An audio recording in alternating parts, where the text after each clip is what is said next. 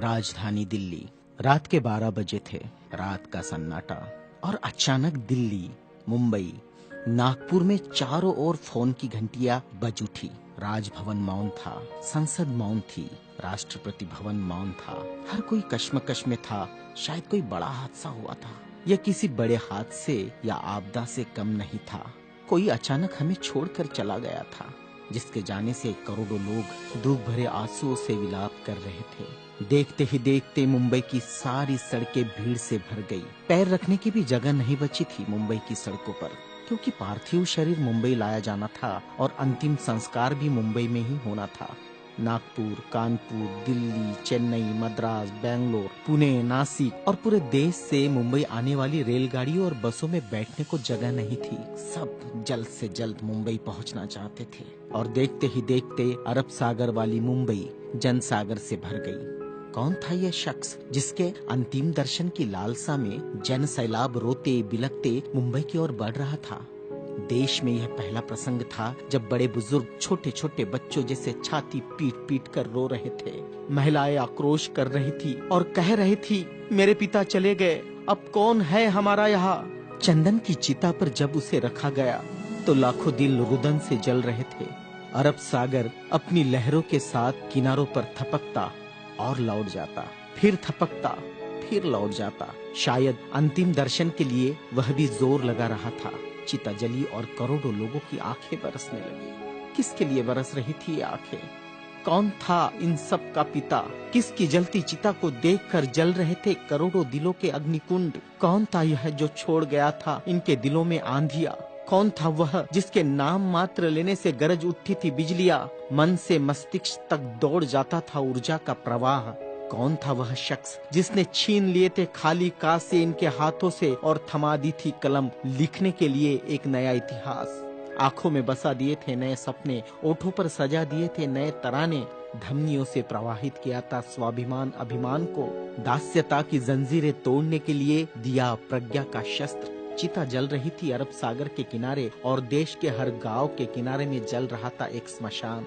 हर एक शख्स की आंखों में और दिल में भी जो नहीं पहुंच सका था अरब सागर के किनारे, एक टक देख रहा था वह उसकी प्रतिमा या गांव के उस झंडे को जिसमें नीला चक्र लहरा रहा था।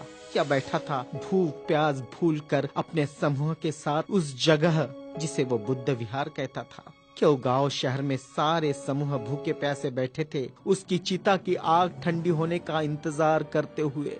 कौन सी आग थी जो वह लगाकर चला गया था?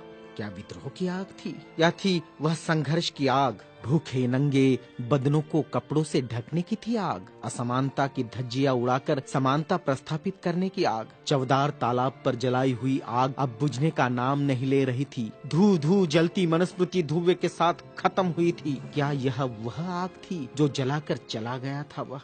सारे ज्ञानपीठ, स्कूल, कॉलेज मरुभूमि जैसे लग रहे थे। युवा युवतियों की कलकलाहट आज मौन थी। जिन्होंने हाथ में कलम थमाई, शिक्षा का महत्व समझाया, जीने का मकसद दिया, राष्ट्र प्रेम की ओतप्रोत भावना जगाई, वह युगंधर, वह प्रज्ञा सूर्य काल के कपाल से ढल गया था। जिस प्रज्ञा तेज ने चेहरे पर रोशनियां बखेरी थी, क्या वह अंधेरे में गुम हो रहा था? बड़ी अजीब कश्मकश थी। भारत का महान पत्रकार, अर्थशास्त्री, दूरदृष्टा क्या दृष्टि से ओझल हो जाएगा?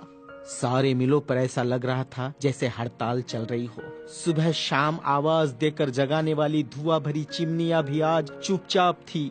खेतों में हल नहीं चला पाया किसान। क्यों? सारे ऑफिस, सारे कोर्ट, सारी कचहरियां सूनी हो गई, जैसे सुना हो जाता है बेटी के विदा होने के बाद बाप का आंगन।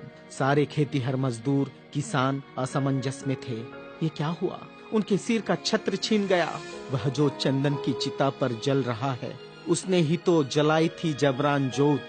मजदूर आंदोलन का वही तो था आधुनिक भारत में मसीहा। सारी मिलों पर होती थी जो हड़तालें आंदोलन अपने अधिकारों के लिए, उसकी प्रेरणा भी तो वही था जिसने मजदूरों को अपना स्वतंत्र पक्ष दिया और संविधान में लिख दी वह सभी बातें जिन्होंने किसानों, खेतीहारों, मजदूरों के जीवन में खुशियां बखेरी थी। इधर नागपुर की दीक्षा भूमि पर मातम पसरा था। लोगों की चीखें सुनाई दे रही थी, बाबा चले गए, हमारे बाबा चले गए। आधुनिक भारत का वह सपुत्र है जिसने भारत में लोकतंत्र का बीजारोपण किया था, जिसने भारत के संविधान को रचकर भारत को लोकतांत्रिक गणराज्य बनाया था, हर नागरिक को समानता, स्वतंत्रता और न्याय का अधिकार दिया था, वोट देने का अधिकार देकर देश का मालिक बनाया था।